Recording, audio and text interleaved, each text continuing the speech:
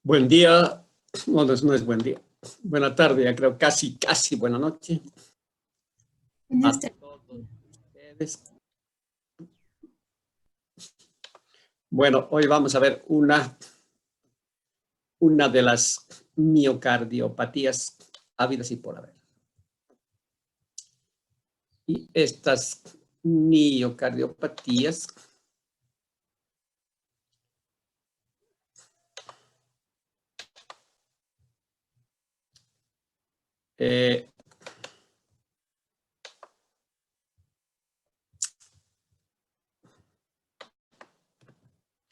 son partes de 3 miocardiopatías. Okay.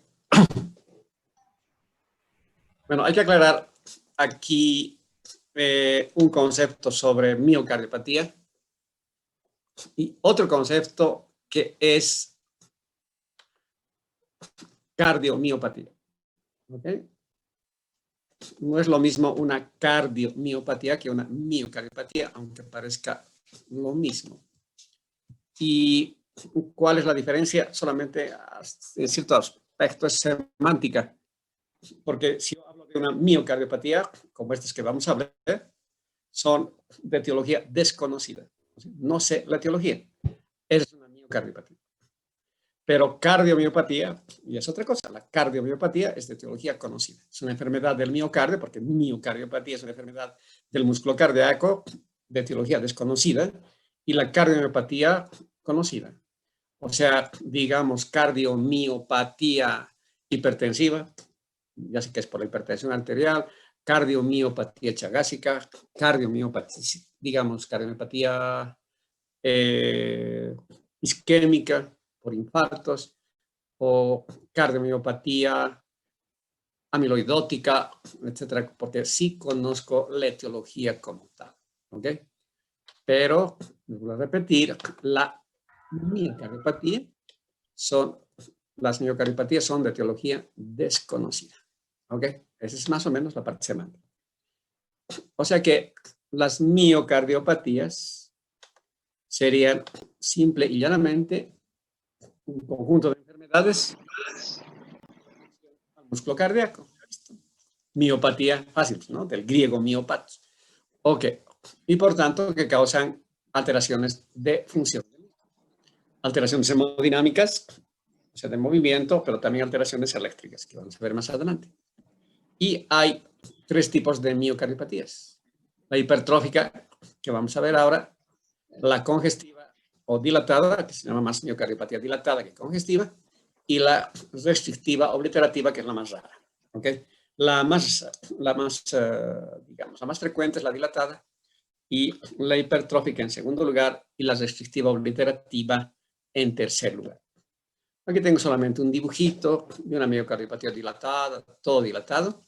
Aquí la hipertrófica, generalmente hay hipertrofia, engrosamiento del septum interventricular y de la pared libre del ventrículo izquierdo, también puede ser la parte apical, y rara vez la hipertrofia ventricular derecha, porque el ventrículo derecho es muy delgadito, ¿ok? Entonces por ahí no varía mucho. Y la restrictiva es porque tiene unas alteraciones internas que ya vamos a ver cómo se interpretan como tal, ¿ok? Muy bien, entonces veamos la miocardiopatía hipertrófica. Hay varias definiciones, esta es una de ellas. Como es hipertrofia, es un aumento de espesor del ventrículo izquierdo, lo que les dije, muy raramente el ventrículo derecho, y que no se puede explicar por otra etiología. O sea, me quedo por eso en idiopático, por eso estamos hablando de miocardiopatía idiopática como tal. Entonces, otra definición sería toda cardiopatía, o sea, toda miocardiopatía, que curse con hipertrofia ventricular de causa desconocida. ¿Ok? Así que es otra de las definiciones de miocardiopatía. Y miren que no es muy raro encontrar miocardiopatías, porque de la población general, 1 de cada 500 personas tiene algún grado de miocardiopatía. Y eso encontramos en el eco. Y en el eco generalmente de controles de otras cosas, digamos, control por quirúrgico o por alguna molestia medio específica, pedimos un eco y nos encontramos con cierto grado de hipertrofia de esta naturaleza, de esta miocardiopatía, y realmente nos quedamos con idiopáticos. Y por otro lado, también es importante ver que muchas de las muertes súbitas en pacientes jóvenes se deben a esta miocardiopatía y que la ignoras, porque si nunca fuiste, pues no tenía ningún síncope, o tenía síncope, o presíncope, o mareo, o dolor precordial, y no le diste bola, puedes tener después muerte súbita en estos pacientes. ¿Okay? Esa es una de las consecuencias. Ok.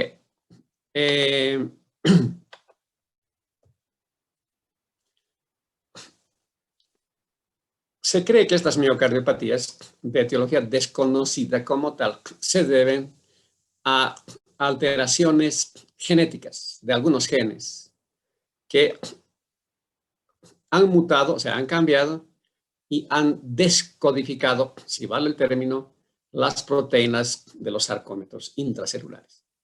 Y entonces esas mutaciones hacen que el ventrículo izquierdo comience a hipertrofiarse. ¿Ok? Y por otro lado, lo que por lo menos he visto aquí es de que existe también cardiopatías de este estilo familiares. Que había aquí una familia de 4 hijos, 2 ya se han muerto, han hecho muerte súbita los 2, y 2 están en Chile, ya no les veo, pero su mamá había muerto muy jovencita, había hecho muerte súbita, y los hijos después comenzaron a tener problemas, y cuando encontramos al uno, hicimos las ecografías, inclusive resonancia para nosotros, y encontramos en toda la familia. ¿Ok? Así que eso es nada bonito. Ok. ¿Qué pasa con el corazón y estas miocardiopatías? Hay una disfunción sistodiastólica, tal vez un poco más diastólica que sistólica, pero son sistodiastólicos. ¿A qué se debe esta alteración sistólica y diastólica? A que la contracción y la relajación son heterogéneas, o sea, hay sectores que se contraen más y sectores que se contraen menos. O sea, por eso se llama heterogenicidad, porque la relajación y la contracción son heterogéneas, no son bonitas, lindas y hermosas. Y por otro lado, no sé si ustedes han visto alguna imagen de computadora de la contracción del corazón, es rotando. El corazón rota en cada sístole y derrota, si vale el término, en cada diástole. ¿Sí? Se mueve rotando, rotando, rotando. O sea que existe cabalmente un enlentecimiento en esa distorsión, en la rotación del ventrículo izquierdo. Entonces, por ese motivo, por el enlentecimiento de la distorsión y estos sectores que se contraen, unos más y otros menos, pero se contraen, entonces comienza la sintomatología y aquí comienza la disnea. Y además, cuando la hipertrofia es en el septum interventricular y una partecita de la pared libre, existe una obstrucción al tracto de salida del ventrículo izquierdo. ¿Y cuál es el tracto de salida del ventrículo izquierdo? La aorta. O sea que puede producir estenosis aórtica subaórtica, o sea, por debajo de la aorta se produce una estenosis, no en la válvula, sino en la parte muscular por debajito de la válvula. Otro problema, vamos a tener, por tanto, síntomas y signos de estenosis aórtica indirectamente. Por otro lado, otra parte de la sintomatología es la isquemia miocárdica de estos pacientes, aún con coronarias normales, o sea, las coronarias grandes, la descendente anterior, la circunfleja y la derecha son normales, aparentemente. ¿Sí? Aparentemente. Ok. Pero las arteriolas, las intramurales, las que comienzan a entrar al miocardio, tienen anormalidades. ¿Ok? Y estas anormalidades se ven muy claramente cuando tú le pides a este paciente una prueba ergométrica, o sea, que haga una prueba de esfuerzo en bicicleta o en banda sin fin. Se hace una prueba y cuando están más o menos llegando a un 50% de ejercicio, comienzan a aparecer las test negativas o el ST supra o infradecimelado. Y por otro lado, en estos pacientes siempre existe una insuficiencia mitral secundaria a una anomalía de la implantación de los músculos papilares, que están además hipertrofiados. Los mismos músculos papilares están hipertrofiados, medio contraídos, y eso produce una elongación de las válvulas, de las mismas válvulas de la mitral. ¿Okay? El 15% es por este motivo, pero el 100% de pacientes tienen algún gradito siempre de insuficiencia mitral. Ok, es otra definición nada más, es la notable hipertrofia del septum intraventricular o la parte apical o del tracto de salida del ventrículo izquierdo. Cuando se mueren estos pacientes, ¿qué encontramos en su cadáver? La anatomía patológica. Hipertrofia del septum. El septum es más grueso que la pared libre del ventrículo izquierdo. Me refiero a esto, que esta parte del septum es más hipertrofiada que el resto. En este dibujo está al revés, pero no importa. Ese es lo que se encuentra en su mayoría. Las cavidades ventriculares son normales y generalmente más pequeñas. Lo que, otra vez, la fibrosis del tracto de salida del ventrículo izquierdo, que produce estenosis aórtica, el engrosamiento de la válvula mitral, que hemos visto que produce insuficiencia mitral, por compensación hay dilatación auricular, especialmente de la aurícula izquierda, y las coronarias se la ven aparentemente normales, les dije yo, gruesas, pero de luz estrecha. O sea, la luz arterial está uniformemente estrecha en toda la arteria.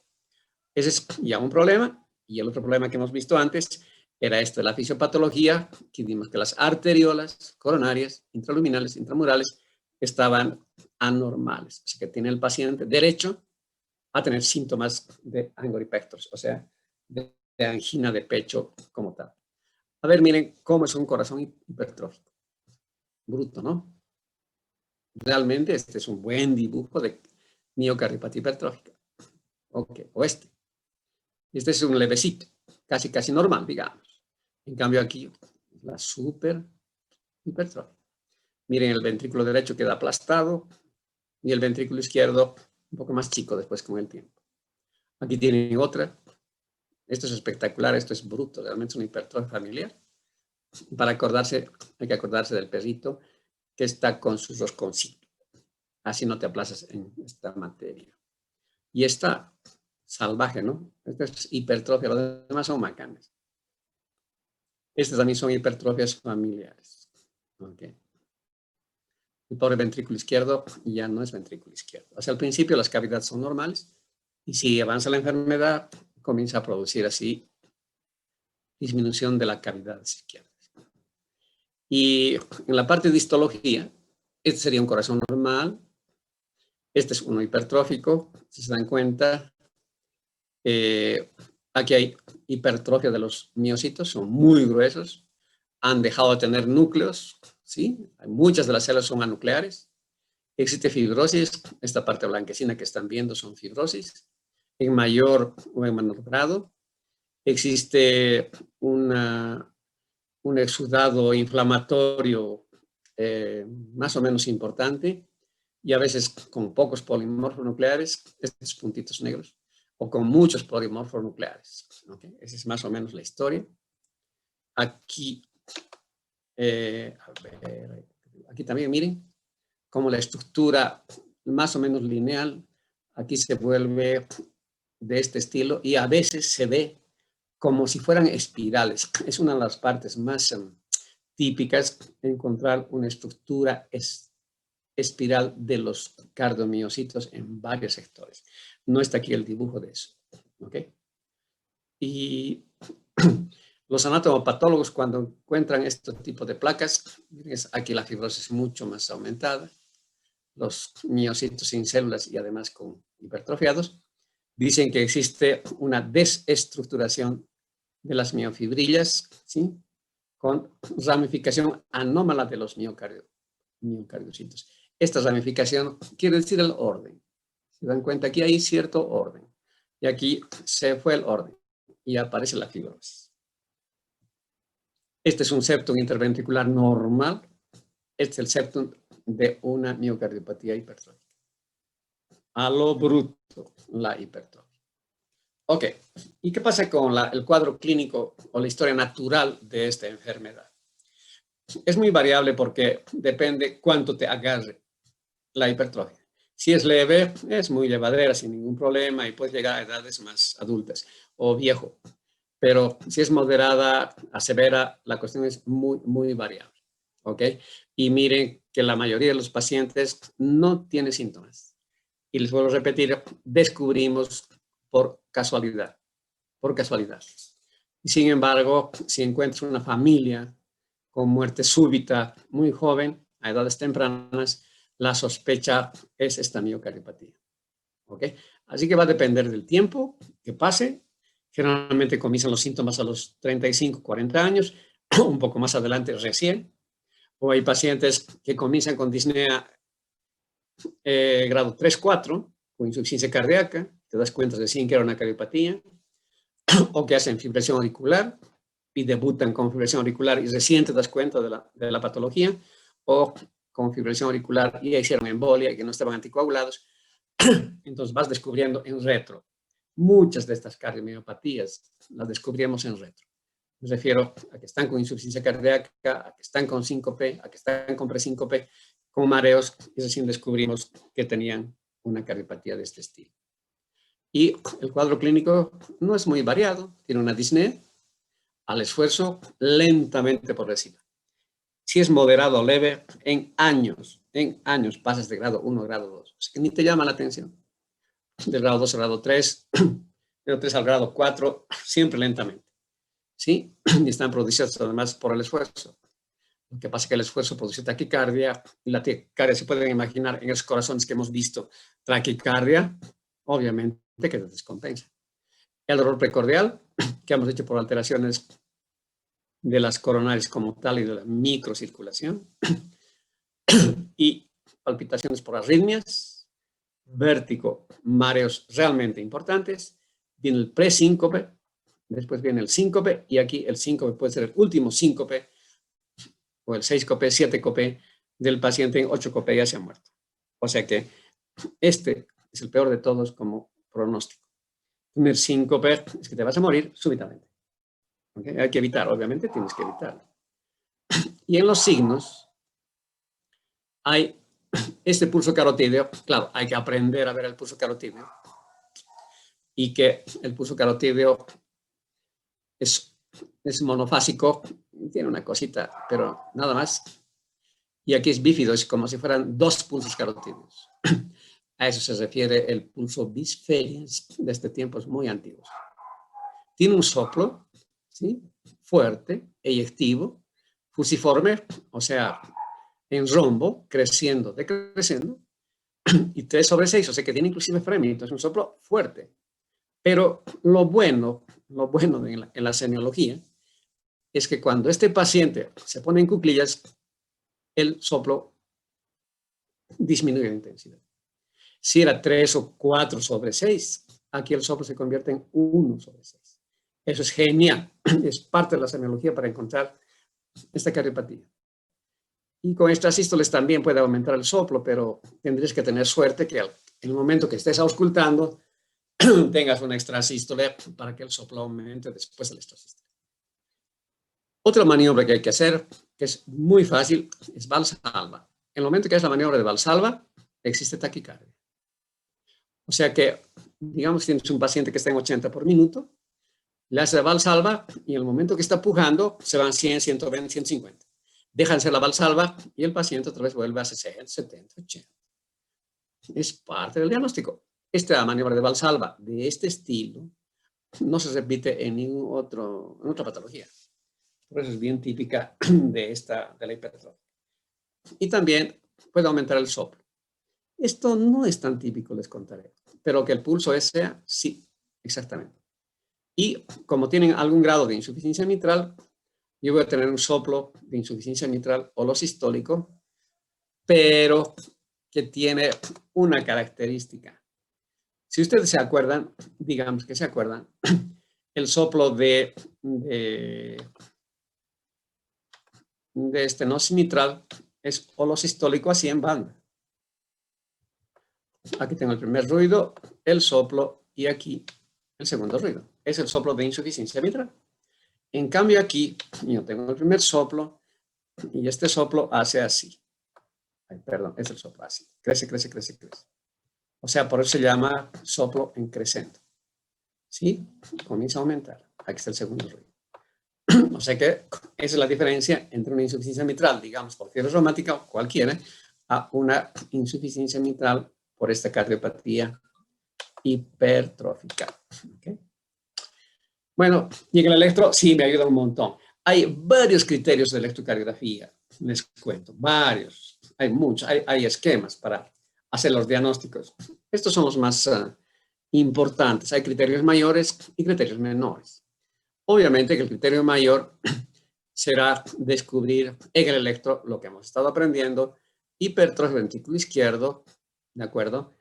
Con un Sokolov 35 se queda pues chiquito, 40, 50 de Sokolov, o sea que realmente una hipertrofia de verdad. ¿Sí? Con T negativo o con T al principio, pero después con T negativa, en varias derivaciones, pero en las derivaciones izquierdas, o sea, B5, B6, B4, B5, B6, D1 a BL. Y el eje eléctrico no está desviado a la izquierda, estás en 30 grados, interesante, ¿no? Bueno, pero ahí va. Y la otra alteración que hay que ver en estos electros, y felizmente se ve muy claramente, es que existan ondas Q anormales sin antecedentes de infarto. O sea, parecen que tuvieron un infarto. ¿Dónde aparece? Generalmente aparece en la cara inferior, pero son Q anormales, o sea, profundas, y lo que habíamos dicho, ¿no es cierto? Que por lo menos tenían que tener de profundidad el 25% del voltaje de la onda aérea. Y los criterios menores son cualquier bloqueo de rama, el bloqueo anterior izquierdo, que es el más frecuente. El bloqueo anterior izquierdo es el más frecuente. Después está el bloqueo de rama izquierda, el bloqueo posterior izquierdo, el bloqueo de rama derecha. El que menos frecuente se ve es el bloqueo de rama derecha. El que más frecuente se ve es el bloqueo anterior izquierdo. ¿Ok? Y después otras alteraciones más o menos que a veces se presentan o no entre los criterios menores, pero aquí tienen ustedes dos tipos de electros de miocardiopatías hipertróficas. Miren aquí, la S con la R están realmente en el electro A. Prácticamente aquí están sobrepuestas las R y las S que son tan grandotas, ni podemos medirlas cuánto. Aquí todavía no tengo T negativo. ¿De acuerdo? Pero miren, tengo el punto J se fue arriba. Tengo ST supradesvelado en D2, D3 y AB. Y además tengo Q. Tengo una Qcita en D2 y una Q bien profunda en D3 y una Q en ABF. Este paciente no se ha infartado.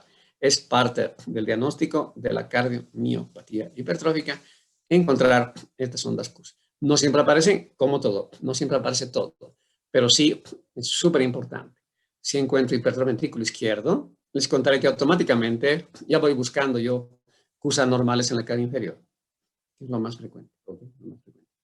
Pero aquí algo de T negativa tengo en D1 y ABL, que está viendo la parte izquierda, left seguro, ¿no?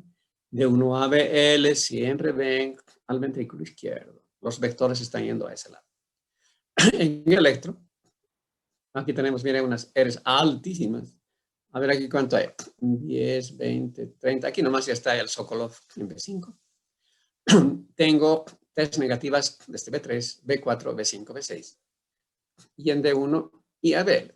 Estoy viendo toda la parte izquierda de esas T's negativas. Gigantes, además, ¿no? Son muy profundas. Y miren ustedes una cosa, que son bien picudas. Bien picuditas. Es bien picuda, ¿no? Es semipicuda, es casi picuda, es picuda. Otra característica, esta T bien picudita. Y otra cosa más, casi siempre con descenso del ST. Miren, aquí ha descendido casi 5 milivolts el ST. Aquí también. Es como si fuera una injuria subepicárdica, ¿no? Está descendente el ST. O sea, si encontraría este electro con estas T's negativas así asustables, puntiagudas, y este ST, aunque no tenga las Qs, porque aquí en D2, D3 y a veces no hay ondas Q, como en este electro. ¿Sí? O sea que estoy yendo, el electro me está ayudando muchísimo. porque estos son electros típicos de esta miocardiopatía. Claro, el que lleva la flor es el eco, porque con el eco voy a saber todo, pues, ¿no es cierto? Con el eco voy a saber si tengo la hipertrofia, ¿no es cierto? ¿Cuánto de hipertrofia? ¿Dónde está la hipertrofia?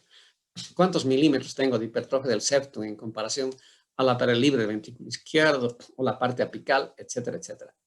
Además, puedo valorar la función sistodiastólica, que hemos visto que es un poquito más diastólica la disfunción que la sistólica. El engrosamiento del famoso tracto de salida del ventrículo izquierdo, que me está produciendo una estenosis aórtica funcional. La famosa insuficiencia mitral que hemos dicho, las dilataciones de la aurícula, especialmente a la izquierda, y lo que les había comentado, la función sistodiastólica. Aquí tienen un eco en eje corto. Aquí hay una gran hipertrofia de la pared libre y no tanto del septum interventricular.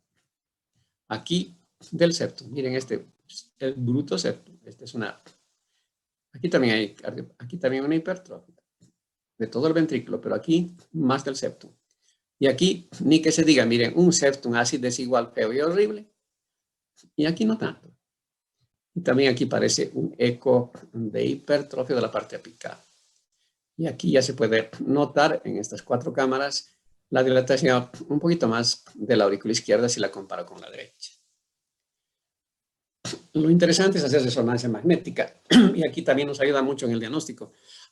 A mí me parece fácil diagnosticar, pero dicen que hay que tener experiencia y seguramente se confunde con otras patologías con resonancia magnética y yo no soy experto en cardiología, sinceramente, y resonancia magnética. Pero cuando hay hipertrofia parece muy fácil. Aquí, por ejemplo, toda esta parte oscura es la hipertrofia del ventrículo izquierdo. Aquí, de la parte anterior, de la cara anterior y una parte inferior. Aquí, esta parte ploma. Todo esto es la hipertrofia. Aquí ni que se diga, miren, esta es la hipertrofia. Aquí está la pared libre, aquí está la parte apical enorme y la parte inferior. O sea, yo puedo tener hipertrofias de la parte apical, puedo tener hipertrofias de la parte septal y de la parte de la otra parte. Se está acabando mi batería, por tanto, voy a enchufar un ratito.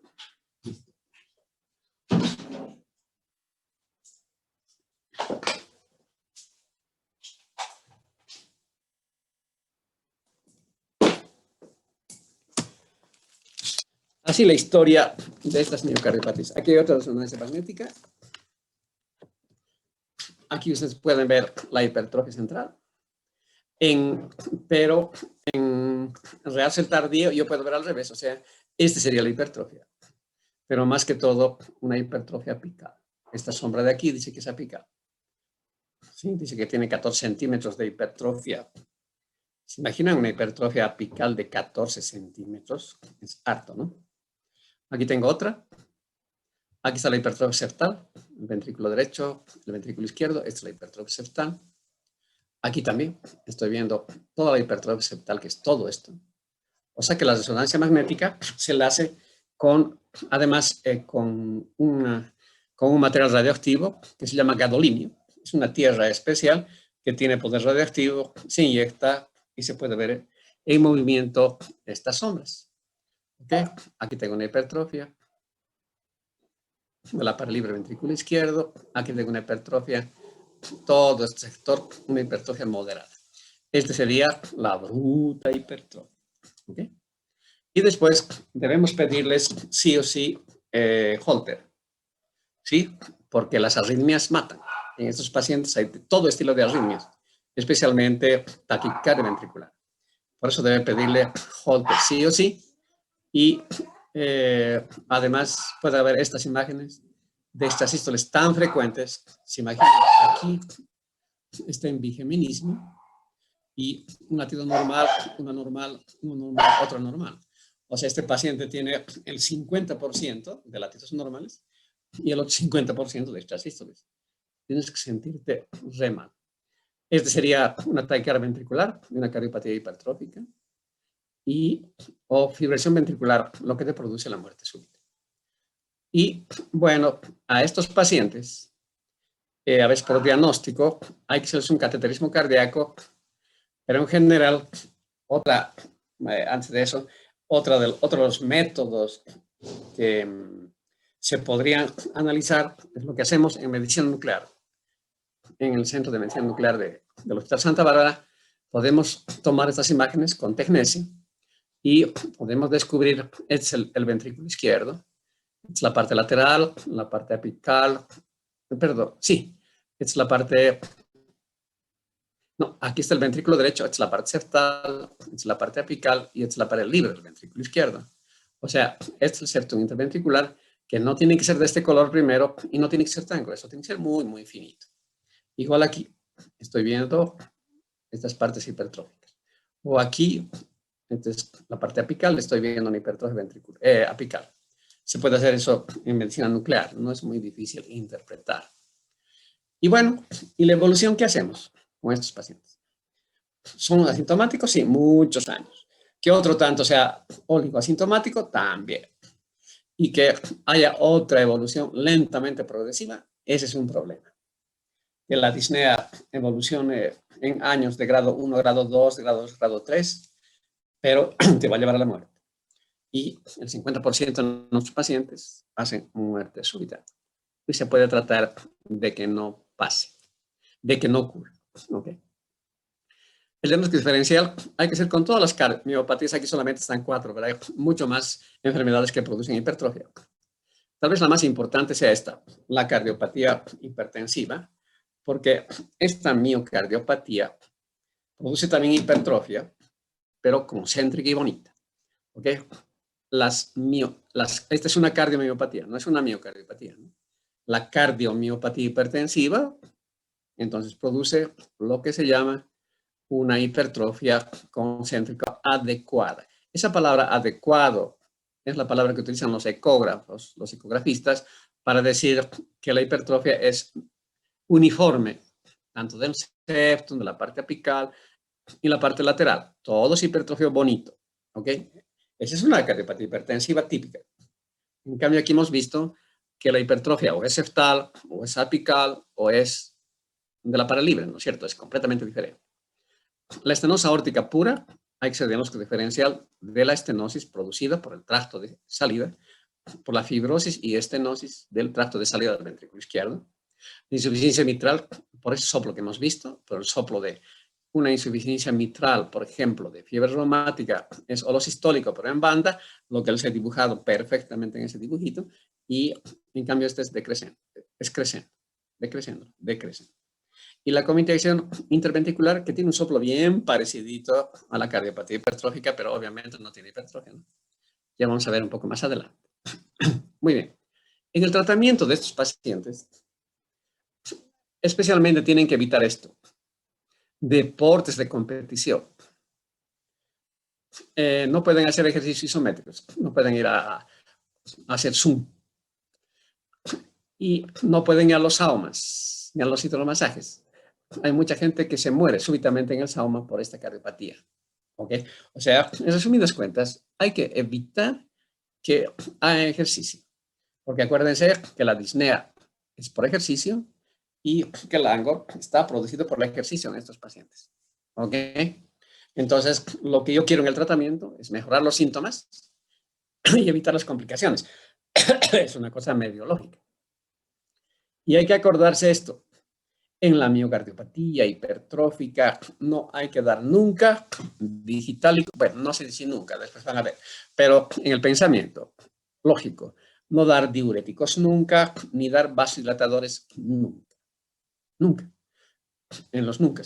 Pero como en medicina y en amores, ni nunca, ni siempre, se puede dar digital solamente en los pacientes que tienen fibrilación auricular, de alta respuesta ventricular. Van muy bien los pacientes con digoxina y estas fibrilaciones cuando se fibrila. No todo se fibrila. ¿Ok? Es mejor que la cardioversación eléctrica. Hay que dar digoxina. Esta es una emergencia, les contaré. Hay que dar digoxina por vía endovenosa porque los pacientes con estas fibrilaciones altas, aquí más o menos con 140 por minuto, hacen insuficiencia cardíaca en minutos, en media hora. Ya están con insuficiencia cardíaca. Por eso que la fibrilación auricular está considerada como una emergencia en estos pacientes. ¿Ok? Muy bien. Y el tratamiento médico se hace con 3 medicamentos. Primero con beta bloqueantes, son los de la primera elección. Y el mejor de todos disque es el propanolol, porque todos los trabajos primarios que se hicieron eran en base a propanolol. Pero tiene que tomar 160 miligramos por día, divididos en cada 6 horas. Pero bastante incómodo, ¿no? Porque los comprimidos son de 40 miligramos. Como tostado, tiene que estar tomando al principio 160 miligramos y después 480 miligramos de propanolol. Pero también se puede dar atenolol, generalmente casi 100 miligramos, 50, 75, 100 miligramos de atenolol. Y hay trabajos de carvedilol con 50 miligramos de carvedilol. Pero la idea es que el beta bloqueante es el primer medicamento en tu cerebro para esta cardiopatía. ¿Y qué pasa cuando el paciente sigue igual? Le das beta bloqueante y sigue igual. Entonces, te pasas a otro grupo de medicamentos, que son los antagonistas del calcio. Y entre esos antagonistas del calcio, el número 1 es el verapamil. El verapamil, ¿ok? Pero miren, ahí se administra a los pacientes que no mejoren con los beta bloqueantes, ¿ok? Y el verapamilo se da entre 240 y 480 miligramos. Estamos hablando de dosis altas de beta bloqueantes y estamos hablando de dosis altas de antagonistas del calcio, ¿ok? Y si no da, entonces si no da, te da mucha rabia y tienes que conseguirle disopiramida. La disopiramida es un antiarrítmico del grupo 1A, porque hay la clasificación de los antiarrítmicos también es todo un show. ¿Ok? Pero, otra vez, el pensamiento. La disopiramina está indicada cuando los beta bloqueantes han fracasado y el verapamil tampoco, y los síntomas siguen igual. Vienen comprimidos de 150 miligramos y hay que darle 150 4 veces al día. O sea, son hasta 600 miligramos. Cuando están fibrilados es genial. A veces inclusive le puedes suspender la digoxina y se quedan con disopiramida y van llevando muy bien su arritmia. ¿Sí? En vez de fibrilación auricular de alta respuesta ventricular, se ponen en moderada y eso es mejor que los pacientes. ¿Ok? Y además todavía existe aquí una opción cuando la disopiramida podías utilizar un poquito de beta bloqueante, un poquito de verapamil. Pero eso sí, hay que valorar muy, muy bien al paciente para hacerlo. Y ha aparecido este medicamento unos años atrás, que todavía ni siquiera tiene nombre, el MIC 461, que se ha hecho la prueba en monos y ha dado un excelente resultado, ¿sí? Y parece ir a bloquear las alteraciones genéticas que están produciendo hipertrofia. Es súper interesante porque están bloqueando las cadenas beta de los músculos cardíacos, de los miocitos, ¿sí? De los cardiomiocitos, a través de una disminución del ATP, del adenotrinsifosfato. O sea que interviene el MIC sobre el adenotrinsifosfato y al bloquear el adenotrinsifosfato está bloqueando la cadena pesada de la beta-miosina. Y de esa manera el paciente no evoluciona, no evoluciona. Inclusive se ha demostrado que mejora la fibrosis miocárdica. Dice que aquí la demostración crónica temprana, o sea, cuando ni bien diagnosticas, está suprimiendo el desarrollo de una hipertrofia ventricular y esa distorsión de los cardiomiocitos que vimos, ¿no es cierto? Esa alteración en la estructura de los cardiomiocitos y esa cosa blanca que vimos en anatomía patológica también va a disminuir la fibrosis. O sea, con este medicamento, que ya está en fase de humanos en esta época, entonces seguramente va a ser el medicamento número 1 para la cardiomiopatía hipertrófica y se ha hecho en base a la bioquímica y obviamente al avance de la biología molecular. Esos son los avances del futuro de la medicina. Y los que entienden bioquímica más que yo deben entender mejor lo que pasa en estos pacientes con este tipo de tratamiento.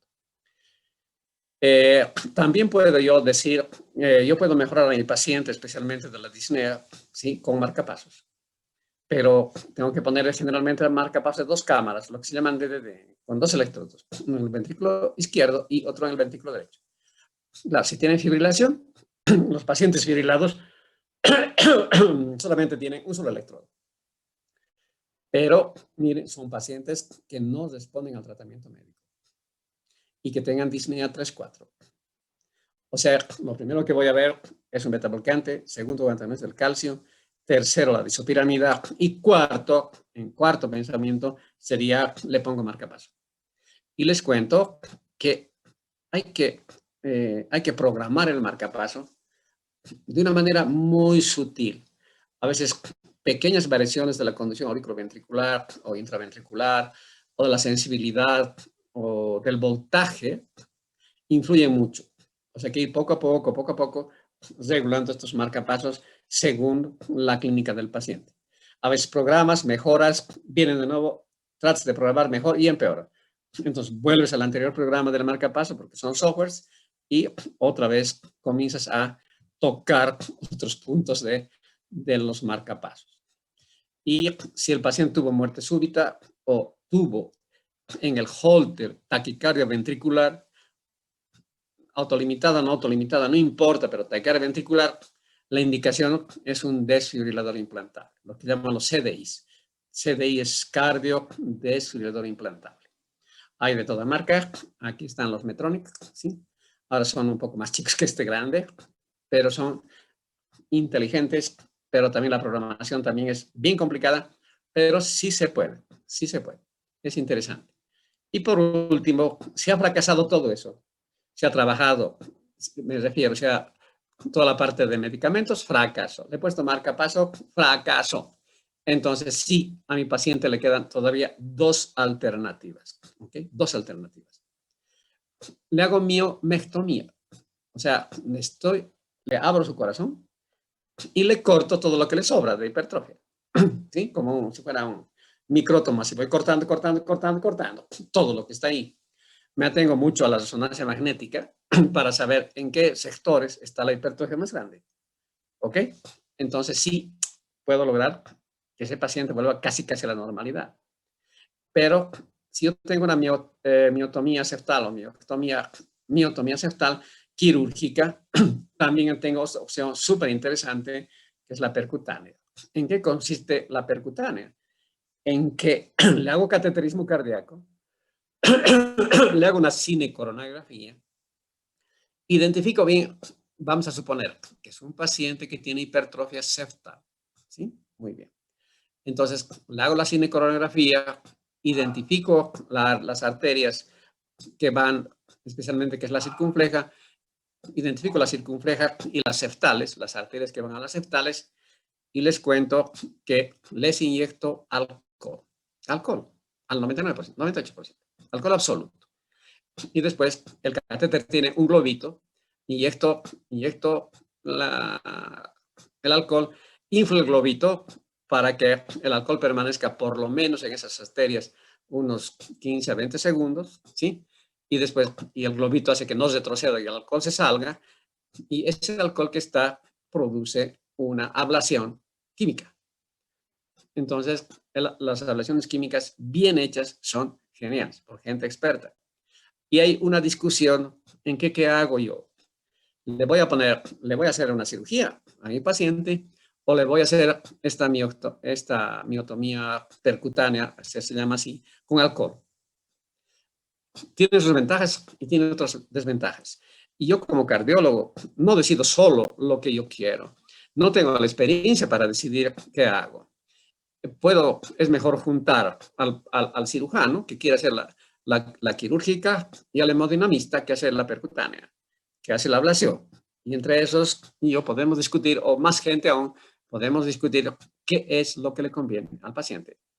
Especialmente la percutánea también uno puede elegir, digamos, en ancianos o en pacientes con cáncer o que tengan ya corta vida, o sea, sedentarios, digamos, ¿no? ¿Ok? Y tal vez la mioctomía en pacientes jóvenes, aparentemente sanos, que tienen muy larga vida todavía y son muy activos.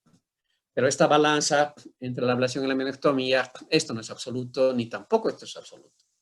hay que ver en cada paciente qué es lo que precisa y cómo precisa y dónde precisa y qué arterias tiene, cómo son sus arterias. Hay muchas cosas que discutir con estos pacientes. Pero tenemos, como verán, varias opciones de tratamiento de esta enfermedad. ¿Ok? Eso es todo. O sea que mañana veríamos miocardiopatía dilatada, supongo. Ok, ¿alguna pregunta?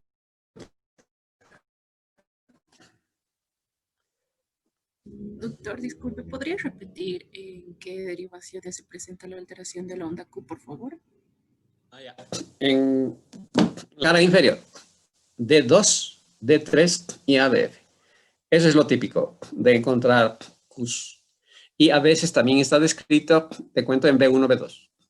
¿Ok? Q en B1, B2 puede ser también típico sin antecedentes de infarto. O sea, se lo come la R en B1, B2, recién aparece una R que se llama embrionaria chiquitita en B3. Pero es más frecuente, como hemos visto, en la cara inferior. Gracias. Bueno, una patología interesante. Les cuento que hay muchos pacientes con cardiopatía hipertrófica, generalmente así leves, moderados un poquito más, pero leves un montón. Por eso que la estadística de 1 a 500 es menos asustable como para tener hipertrofia, ¿no? Ok, pero las severas hereditarias felizmente son muy raras, pero existe, existe. Ok. Doctor, en caso de realizar este tratamiento en una miotomía en una persona joven, no se produce el riesgo de que, de igual forma, por la fisiopatología, pueda existir una hipertrofia en poco tiempo, o en cuánto tiempo se desarrolla esta hipertrofia. El desarrollo de la hipertrofia es irregular, como la evolución es irregular. Depende de tu parte genética que estamos viendo. Hay alteraciones genéticas más agresivas donde la hipertrofia evoluciona en tus 30, 35 años, recién sientes síntomas, y otros 50 estás recién síntomas porque recién se está manifestando la hipertrofia como tal. Esa es una. La otra decisión en paciente joven es más fácil. Tienes que pensar, ¿cuál es mejor? ¿Que se quede con la hipertrofia o le hago le hago la parte quirúrgica? ¿Cuál cosa es más riesgo? ¿Quedarse con la hipertrofia porque se va a morir súbitamente o le hago la mioectomía? Entonces, generalmente, tu respuesta es mejor nomás le haré la mioectomía porque igual se va a morir. Pero si está bien hecha la mioectomía, entonces el paciente va a tener mejor pronóstico de vida y también mejor calidad de vida. ¿Ok? Así de interesante. Ok. Creo que ya tienen el link para mañana, ¿no? ¿O no? Sí, doctor, ¿nos envió? Sí, ya está. Bueno, mañana a las 7 de la mañana no nos queda otra cosa. Vayan a dormir ahorita, despiertan 6, 7 menos 4. Hasta mañana, chicos. Hasta mañana, doctor. Luego, Chao, doctor. chao. Luego.